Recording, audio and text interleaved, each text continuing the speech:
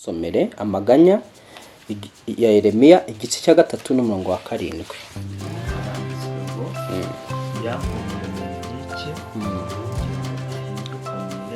Ngo yankubiye mu nkike kugira ngo nahinguka mu irembo, ngo yatumye umunyururu wanjye undemerera. Uyu ni Yeremiya arimo aravuga no magambo avuga ngo yankubiye mu nkike kugira ngo nahinguka mu irembo, yatumye ngo umunyururu wanjye undemerera. Mu isi y'umwuka hari ikintu cyitwa iminyururu. Ubwami bw'umwijima bushobora gufata bukakubohesha, bukayiguhambiriza, bugambiye kugira ngo utava aho uri, utava mu kibazo, utava mu ntambara, utava mu byo uhagazemo. Uyu rero Yeremiya nibyo hano arimo aravuga ngo yankubiye mu nkike kugira ngo nahinguka mu irembo. Yarirebaga agasanga hari imbaraga zamukubiye ahantu hamwe, muri uko mukubira ahantu hamwe zipanga yuko adashobora no kuba yahinguka mu irembo. Mu mwuka hari nanone ibindi twita amarembo. Tuvuge urugero, abaje hano mwese hari aho mwinjiriye kugira ngo mwinjiremo aho ngaho hano muri inzu, aho niho hitwa irembo. Buriya n'igihugu bwacyo kigira amarembo. Amarembo y'igihugu ni imipaka, hariya nyine twinjirira dusohoka tujya mu bindi bihugu. Yesu ashimwe cyane, niho hitwa ko hari amarembo. Mu isi y'umwuka rero hari ukuntu abadayimoni cyangwa imbaraga z'umwijima n'abarozi bashobora gufunga imigisha kugira ngo itinjira mu marembo yawe. Buriya rimwe na rimwe abarozi iyo bashaka gufunga umugisha badiringa n'ibipangu, akaza nko ku gipangu agatera nk'utuntu aho ngaho mu irembo, akagira ibyo yatura aho ngaho, cyangwa se akaza mu muryango w'inzu akagira ibyo anyanyagiza aho ngaho, akagira ibyo yatura aho ngaho. Uhereye igihe uwo muhango wa kirozi ukozwe, nta cyiza kiba gifite kwinjira muri iyo nzu niba byakozwe n'umurozi uzi ibyo ari gukora. Ubuntu bw'Imana buturengere mu izina rya Yesu. Ngarutse rero hano, iri jambo ririmo riratwereka ibintu bibiri. Ririmo riratwereka iki? Irembo. Rikatwereka ikindi kintu cyiswe umunyururu. Irembo rero ni irembo ritishwamo ibyiza byose Imana ibishaka kuzana mu buzima bwawe. Mu mwuka buri muntu agira irembo Imana iba yarapanze izacishamo cyangwa se azaboneramo ibyo yifuza. Haleluya. None mu mwuka Satani ashobora kudiringa n'irembo ryawe, nk'uko wumvise. Ongera usubire muri uwo murongo ngo yankubiye mu nkike yamukubiye mu nkike ngo kugira ngo adahinguka mu irembo. Ntabwo yabonye gusa, numva uyu Yeremiya utubwira uwamukubiye mu nkike, intego yari kugira ngo atagera no mu irembo. Bwana sifuwe sana. Noneho kuko rero intego yari afite yari kugira ngo atinjira mu irembo, byatumye ngo umunyururu wiwe, mu yandi magambo ikibazo kiwe kimuremerera, kirakara. Ikibazo iyo kirambye kikaba kinini mu isi y'umwuka gihinduka umunyururu. Cyamara guhinduka umunyururu, biba bisaba kugira ngo mu mwuka nawe uhishurirwe, umenye ko icyo kibazo cyahindutse umunyururu ku buzima bwawe. Noneho utangire gusenga uvuga uti ndacu no munyururu. Bwana sifiwe. Ndacu no munyururu bwami bw'umwijima bwambohesheje kwa Yesu, ugakoresha amaraso ya Yesu. Twavuze yuko mu mwuka iyo dusenga dukoresha ibintu bitatu bikomeye by'ingenzi mu magambo yawe, mu kanwa kawe. Ibyo uvuga ugomba gukoresha ugira ibyo usenya ni amaraso ya Yesu. Iyo uvuga uti kwa Yesu ndaca uno munyururu mu izina rya Yesu, mu mbaraga y'amaraso ya Yesu Kristo. Hari iryo zina rya Yesu ribasha guca iki? Umunyururu. Hari amaraso ya Yesu Kristo ushobora gusuka kuri uwo munyururu mu isi y'umwuka. Amen. Ukavuga mu izina rya Yesu, tutsa amaraso ya Yesu ku munyururu naboheshejwe umazeho igihe kirekire. Cika mu izina rya Yesu Kristo, cika mu mbaraga y'amaraso ya Yesu Kristo. Ako kanya umunyururu ntushobora kugumaho. None rero nongere misubire mu mwuka, ikibazo bajya bagihindura umunyururu, noneho kikakuremerera. Nk'uko wumva Yeremiya avuga ngo yankubiye mu nkike kugira ngo nahinguka mu irembo, yatumye umunyururu wanjye undemerera. mu yandi magambo yatumye ikibazo kigwajuka kiba kinini nanirwa kugisohokamo bitewe n'uwo munyururu. Imana tugirira ubuntu mu izina rya Yesu. Vuga uti mu izina rya Yesu. Umwana w'Imana ihoraho wapfuye akazuka. Mu izina rya Yesu Kristo. Umwana w'Imana ihoraho wapfuye akazuka. Wazanywe mu isi no kunkiza no guca iminyururu indiho yose. Niko mbyizera Yesu Kristo kw'icyakuzanye ari ukunkiza, niyo mpamvu witwa umukiza. Aka kanya umunyururu nashyizwemo undemereye mu buzima bwanjye ucike mu izina rya Yesu Kristo. Ucike mu mbaraga y'amaraso Yesu Kristo.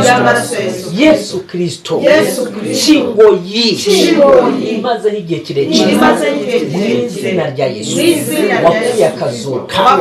Ingo yo kuburirwa icikeho kwa jina icikeho mu izina rya wapfuye akazuka. Uwayimboheshe aveho mu izina rya wapfuye akazuka. Uyu munyururu wo kuburirwa bambohesheje uve ku buzima bwawe ucike uhereye umunsi wa none kugeza iteka ryose mu izina rya Yesu Kristo wapfuye akazuka. Wohereze umwuka kuri njyewe wo guhirwa mu byo ngambirira, mu byo ntekereza, mu byo ntegura, byose byiza ujya kubigeraho biheshejwe n'umwuka wawe wera. Urakoze Mwana, nizeye kunyumvise kandi nsubije icyo ngusabye. Amen. Imana ihabwa icyubahiro ku bwayo.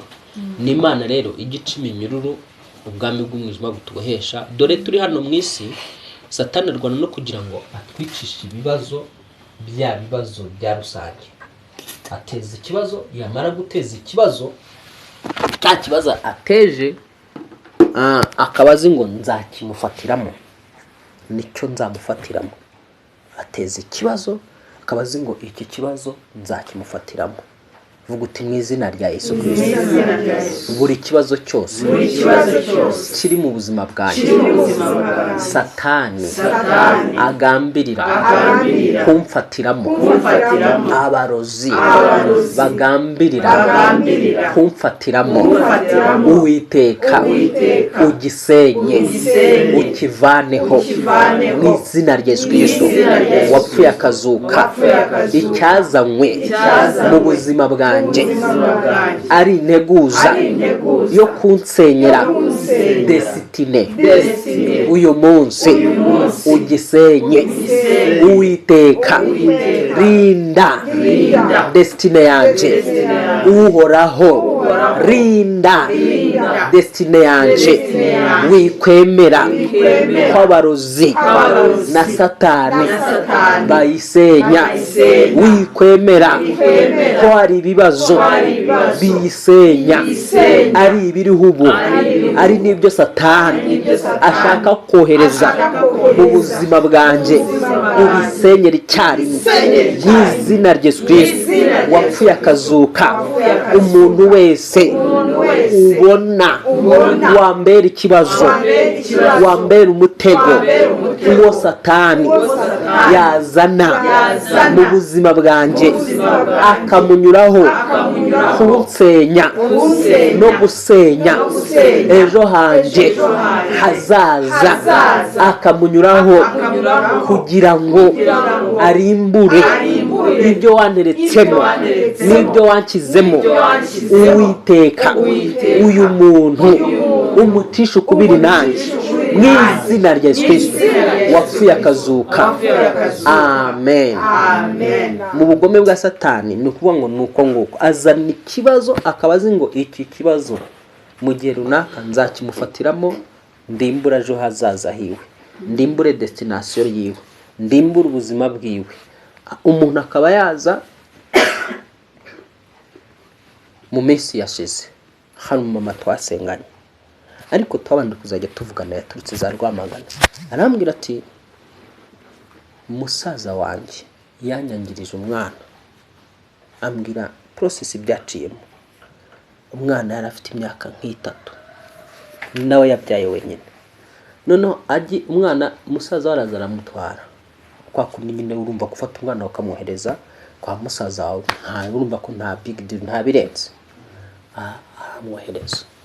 Amwohereje we uwo musaza kumva akaba yari umuntu ugira imigenzo nyine ya gipagani y'ubupfumu, amukoreraho imihango, amukoreraho imigenzo, amutanga nyine kwa Satani.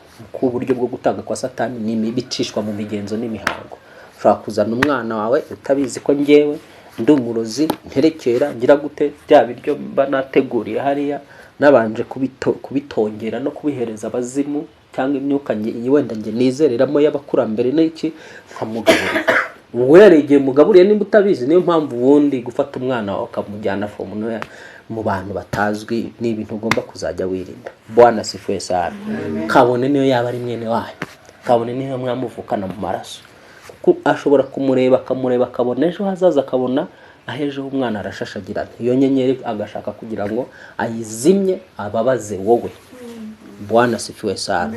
None ngo amukoreraho imigenzo kuva ubwo ngubwo yarambwiraga mama yageze ahangaha ati pastor wambabariye, ni umuhungu afite imyaka 28, nkamuzana akaba hangaho ukamusengera n'imisi 3. Nabone no ntibishoboka ko yifuza ngo amuzane hano marana imisi 3. Ndabona ntago bishoboka, ntago byakunda. Ibyo urimo urabitekerereza mu mubiri cyokoza ari umwuka wera wabintegetse. Ndamubwiza ukuri, ndabona ngiye nkora ikintu kuko umwuka wera yakintegetse, ntago nkora ikintu kuko umuntu akinsabye. Umwuka wera mwiye ngo uyu muhungu umufate mu marana imisi 3. namufata mba niteguye gukora ako kazi k'Imana. Ariko ntago wabimbwira, ibyo ni ibitekerezo byawe. Ushobora kumara n'icyumweru ntahinduke, mu urugero ntiharona amaranya amezi 6 ubundi ntiyahinduka, birangira asubiye mu bikorwa by'ikuzimu. Yesu ashimwe cyane. Uwo mumarana amezi 6 yari logique yanjye. Naravugaga nti uyu muntu uteza impanuka, ni umuntu watezaga impanuka, ni umuntu wigiraga gutya pyo akihindura injangwe akajya pyo. Umunsi umwe yavuye Tanzania adateze, turi nko mu masangahe saa 4 z'ijoro, tumaze iminsi tumushika ikuzimu, baramutwaye baramutuvanye mu maboko. Imana yatubwiye ngo nimumureka uyu muhungu, nimumureka ntimumugarure, baramwica, nibamwica azabatera ari umwuka yarapfuye. Iyo ntambara izababana ndende. Noneho mu buhanuzi Imana bandi byiza musenge mumushike agaruke. Ubwo rero nibuka ko ayo masengesho umva telefone ntayari iriho, yibereye muri za Tanzania, twebwe turi mu Rwanda. Ariko mu gusenga nkayobora twari abantu 3, nibuka twari dufatanyije urwo rugamba, tukazajya dusenga twakwacina na Yesu runaka, turaguhamagaye vayo, tukwambuye abadayimoni, tukwambuye abarozi, vayo mu izina rya Yesu, vayo, tugasenga tumuhamagara. Byageze ku munsi wa 5 tugikora tunakana karinjiye, kinjiye kijimye, numvuga kana ntumve ngo nakana gato, ni umusore w'imyaka 20 tubona gahumu karinjiye, ariko kinjiye kijimye, mbona karahindutse. Ubwo kandi nari naramubatije, nari naramusengesheje imisi 3, imisi 7, imisi 21, nta kuntu nakoze kugira ngo ndebe ko abo bazimu mbica, biranga birananirana. Niyo mpamvu mbabwira ngo nimubona umuntu babwira ngo yabaye ikuzimu, akakubwira ko yakoranaga n'amashitani, nge niyo yaba ari umupasiteri nkamubona ko ndamutinya, ndavuga ni uriya muntu ni umuntu utakwizera 100%, kuko kugira ngo ahinduke urakina umuntu wigeze kuza aratubwira ati dadi, Imana yambwiye ngo iraguha imodoka ejo bundi. Senze Imana iravuga ngo nibyo, irayiguha imodoka urayibona, ariko singira ubu yiguhaye. Ndabwirwa ngo niwe wari kuyinshikira akayambura umuntu. Wowe umunyinuka wawe umuntu akaza afite nk'imodoka akiyumvamo kungabira imodoka. Wazingwa nyina yimpaye bw'urukundo rwe, kumbe hari undi runaka umwoherereje umwuka, arashika arayima. Nibwo umwana w'umuhungu Imana yambwiye ngo genda umusengere wica ubwo bushobozi, aracyafite ubwo bushobozi bwo gushika. Icyo gihe twari tumaranye amezi 2 kumusengera buri mugoroba, kuko urumva umuntu niba yarinjiye mu bikorwa bya Satani afite imyaka 5 kageza muri 20 ninga hari muri ibyo bikorwa, uribwira ko umuntu wamuhindura. Nibwo rero nabwiye ngo mwana n'umwana rero sese ibyo bintu izo ntambara sinazongera, mfite experience y'ibyo bintu. Hari abantu nge nitunagaho nkabwa ndasenga nica abazimu nica abadayimoni babo babohoke babe bazima. Niwe rero sasa kumwe ngo wamuzana ntoya, ahubwo mwigisha uburyo bwo gusenga. Namwe umubyeyi ni nk'Imana ku mwana, wowe ujye uhora usenga umwambura umuntu wature ko ari wowe wamwitwitiye ubwawe n'amezi 9 ntabwo yatwiswe n'uwo musaza wawe, none umwambure umusengera umwana azahindura. Ubwo rero mbwira ati rero n'umwana n'umusore iyo abonye urufaranga nkuko yambwiye ngo sindi udufaranga ari yamuhaye, ahita aza muri Kigali aratumara, atumaze yongera gusubira kubona ifaranga. Biba ari ikibazo y'umuhaye ifaranga, nyine ubwenge bwe bwaragiye nta buhari. Yesu ashimwe cyane. Ndashaka kukwereka rero ko icyo nshatse kukwereka ahangaha nuko uba ugomba no kubera amaso n'abana bawe. Urahanga ufite abana babera amaso, ntugafate umwana ngo umwohereze runaka utazi aho hantu umwohereje aba ari bo mu buryo bw'umwuka. Yesu ashimwe cyane. Bashobora kumwangiza umwana akazamuka ugasanga yarangiritse, bakamwangiriza mu ibiryo. Ntabwo uburozi bubi cyane bwa mbere ni bwa burozi subwuza bwica, ni ugufata ibiryo akabitongera nk'ikintu runaka, yamara kubitambira abazimu cyangwa amagini cyangwa imyuka ye, wowe wabijyaho ugasangira n'aba bazimu. Noneho ugasanga urasenga ariko utazi ko umwana wawe bamaze kugira gute kumusangiza n'abazimu, abazimu bakazajya bamukurikirana bashingiye kuri ryagaburo yariye. Ubuntu bw'Imana buturengere mu izina rya Yesu. Abana murabyumva mwebwe bana bato hano, kwa kundi muba muri ku ishuri umwana mugenzi wanyu akazana bombo ngo ukarye, ujye ubanza usenge mbere y'uko urya iyo bombo umwana guhaye. Yesu ashimwe. Bwana sifiwe sana. Nge ntinya gusangira. Dufite hano Imana yahishuye yuko yari yicaye muri mu bakobwa bagenzi be. Kwa kundi ushobora kuba uri kumwe n'umukobwa mugenzi wawe umushuti wawe, wundi wiyumvamo ko ari umushuti wawe, bicaye ahantu bari gusangira hamwe n'undi mugabo gutyo. Noneho wa mukobwa yari afite misiyo yo gutanga wa mukobwa w'umushuti we mugenzi we. Noneho Imana yishuye igaragaza yuko umuntu yatanze biciye ku karahuri, kwa kundi musuka inzoga mu karahure mukagongana gutya, harya babyita gutya mugahita mumva, kwa kundi mugonganisha ukaba ufite akarahure ukagongaho nanjye nkagongaho, noneho twese tugahita tumwe.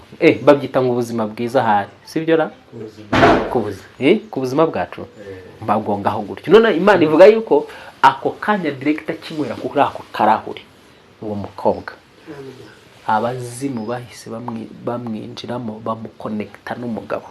Uwo mugabo akaba yaragiraga iki amagini. None uwo mukobwa yisanga yakundanye n'iki n'umugabo uri mw'amagini, kuko nawe yisanze mu rukundo n'uwo mugabo. Uwo mugabo nango kuko amagini nawe bahita mu connecta n'abandi gutyo, ahita bakonekta ku kirahure. Mu byumve biciye ku kirahure cy'inzoga. Ni ibintu by'umwuka rero. Ibintu by'umwuka ni ibintu biba bigomba kwitondera. Ikindi, umuntu ni munini mugomba kumwitondera. Bwana sifiwe sana. Nyamuneka mube maso musenge. Abantu ni banini. Umuntu Imana itamukweretse ntiwamumenya. Kandi nanone ni kugira ngo Imana izagere ku rwego rwo kukwereka umuntu mugendana, ntabwo biba byoroshye, cyane cyane iyo mwabaye inshuti, iyo wamwiyumvisemo wamushyize mu buzima bwawe, kugira ngo Imana izajye kumukwereka bitwara igihe. Ijya kumukwereka yarangije byinshi mu buzima bwawe. Yesu ashimwe cyane. Ijya kumukwereka yarakudindije. Mube maso kandi musenge. Satani rero muri kamere ye iyo akubuze abashaka kugira ngo azane izo ntumwa muri za ntumwa azazitisha wa munyururu, ni umunyururu azazitisha wiki wa munyururu ashaka kukubohesha.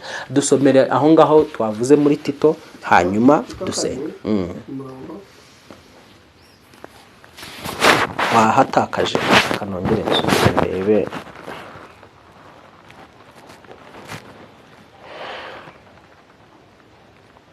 Tito 2, twari twavuze Tito 2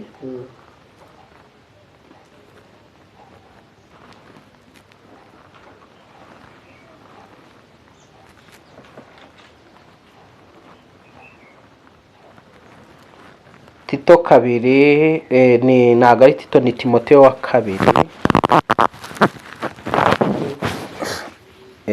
igice cya mbere n'umurongo wa 16. Yego.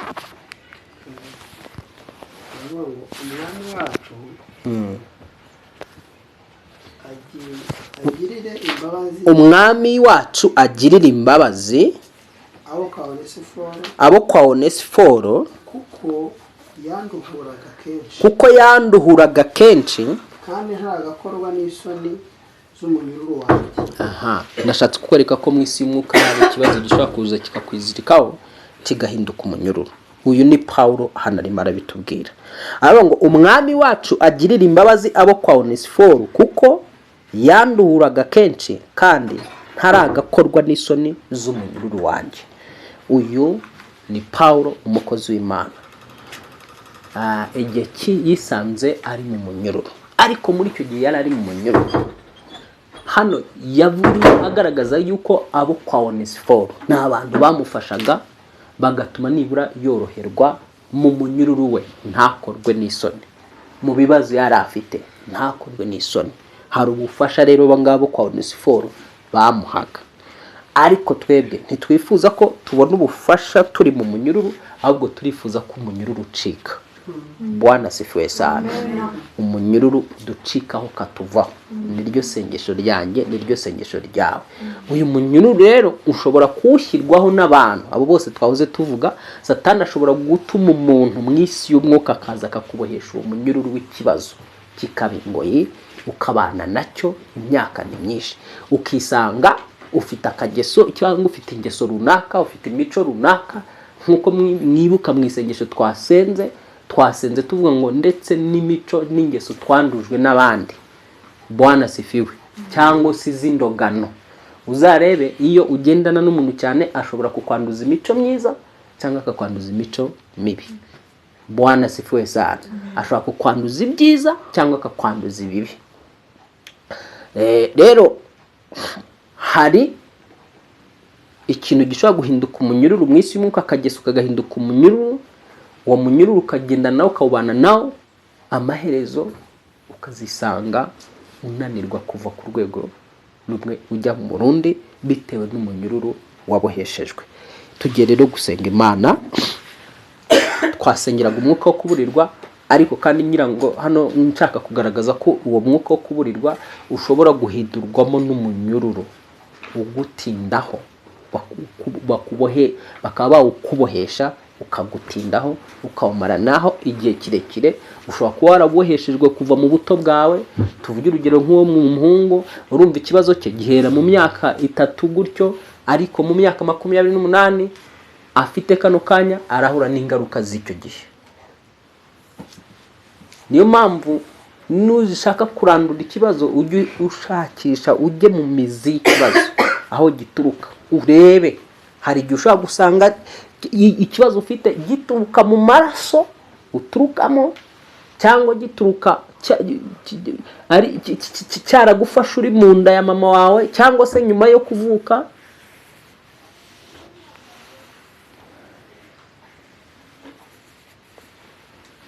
Reka dusenga Imana, kaduhamagara Imana.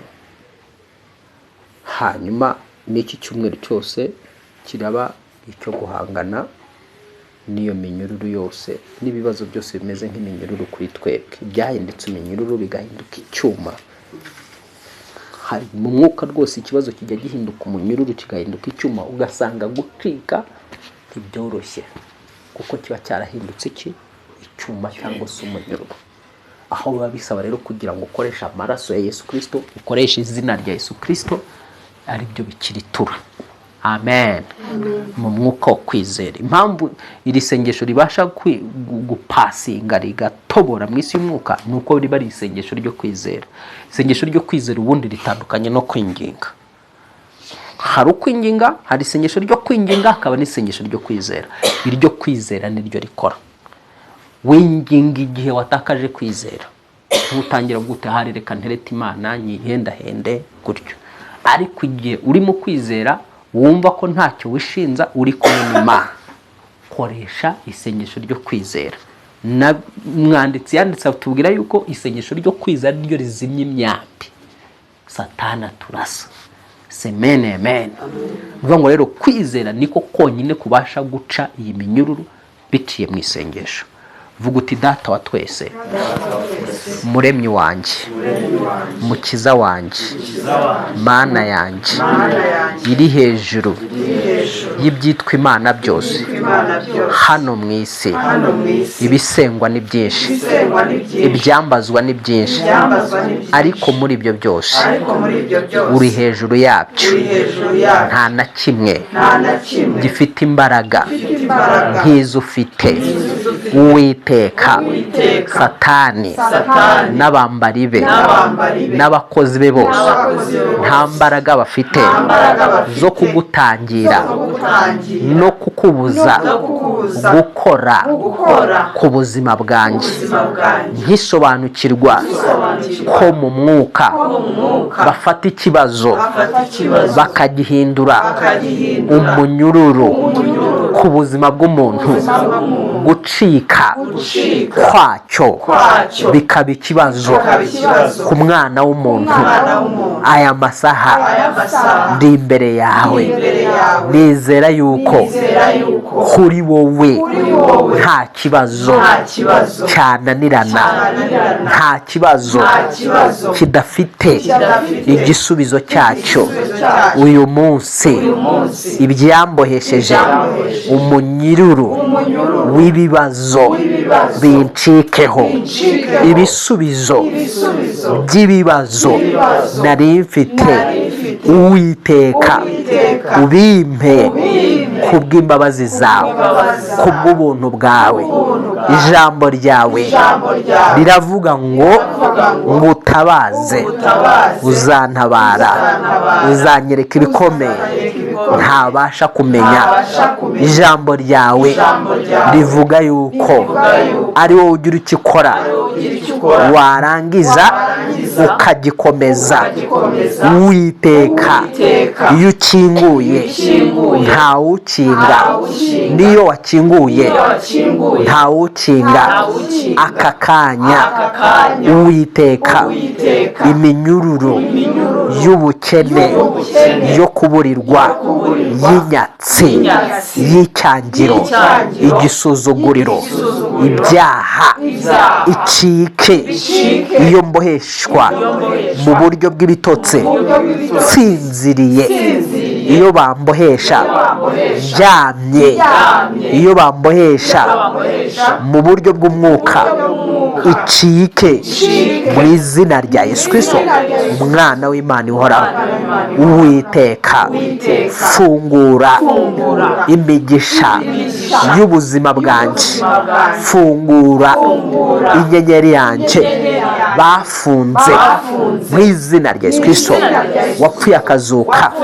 Twikurura inyenyeri yanjye batwikiriye mu izina rya Yesu Kristo wapfuye akazuka.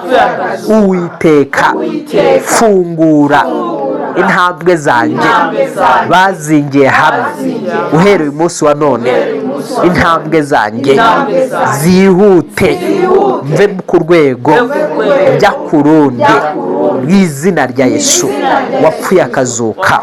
Iminyururu y'uno munsi iyo naboheshejwe ndi mutoya, nkiri mu nda ya mama, cyangwa se maze gukura, ni wowe ubireba, ni wowe ubizi ibyambayeho byose kuva mvutse kugeza uyu munsi, ni wowe ubizi abo nabanye nabo bose, ni wowe ubazi. Uwiteka, imva n'imvano y'ibibazo byanjye ni wowe uyizi.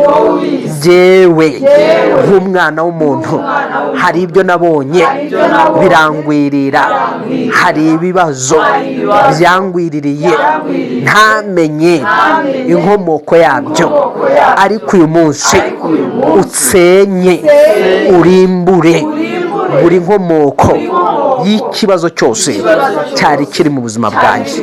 Mva imbere yawe mpuye n'ukuboko kwawe, mpuye n'imbaraga zawe. Urakoze Mwami Yesu, nizeye yuko umunyururu wari undiho uwuvanyeho ibihe byose, iteka ryose. Nanjye ngiye kugushima, ngiye gutambutsa amashimwe yanjye mu gihe gitoya, mu izina rya Yesu wapfuye akazuka.